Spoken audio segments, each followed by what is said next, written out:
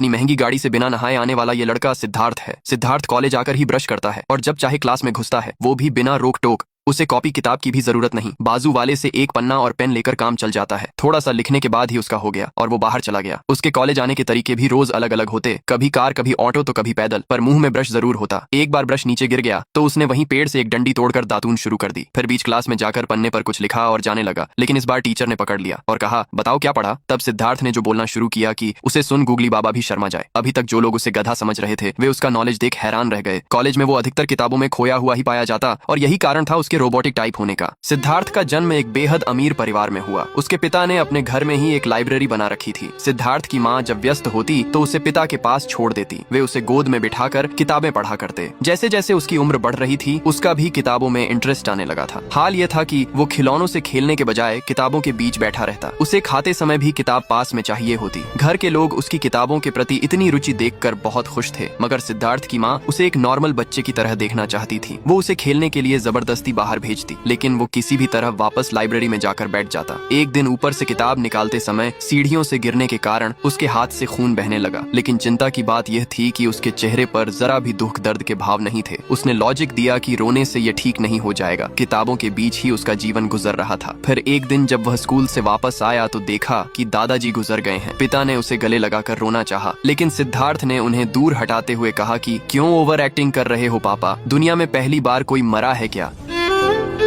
आज अचानक सिद्धार्थ ने किताब से ध्यान हटाते हुए खाने की फरमाइश की तो माँ ने खुश होकर कहा कि मैं अभी 2 मिनट में मैगी बनाकर लाती हूँ। माँ के जाते ही सिद्धार्थ का टाइमर शुरू हो गया। 2 मिनट पूरे हो गए पर मैगी नहीं आई, लेकिन भूख लगी थी तो कुछ तो खाना ही था। उसने अपने आस पास लगे पेड़ों को स्कैन करना शुरू कर दिया। उसे एक पेड़ मिला जिसे खाना सेफ रहेगा, और फिर क्या था, सिद्धार्थ ने पत्ती खाना चालू कर दिया। माँ मैगी बनाकर लाई तो देखा कि बेटा तो जुगाली कर रहा है। उसने कहा, बेटा ये बकरी के लिए छोड़ दे, तू मैगी खा। सिद्धार्थ ने लॉजिक दिया कि खाना पेट भरने के लिए खाया जाता है, स्वाद तो सिर्फ जीभ की तृप्ति के लिए है। सिद्धार्थ के साथ सिर्फ खाने की ही समस्या नहीं है। एक रात तो हद हो गई, सभी लोग उसे ढूंढ रहे थे, लेकिन वह मंदिर के आगे सड़क पर सोता हुआ पाया गया। पूछने पर बताया कि नींद आ रही थी तो सो गया। उसने कहा, अबे पप्पू, घर जाके भी तो सो सकता था। सिद्धार्थ ने लॉजिक दिया, जब नींद आए तभी सो जाओ कहीं भी। बेचारे माँ बाप तो उसे पैदा कर पछता रहे थे। वो घर में भी दिन भर लाइब्रेरी में बैठकर बुक्स पढ़ता रहता। फिर उन्होंने उसकी सारी किताबें छुपा दी और अमीर बाप ने उसके लिए एक कॉलेज ही खोल डाला ताकि वो बाहर की दुनिया में घुल मिल सके।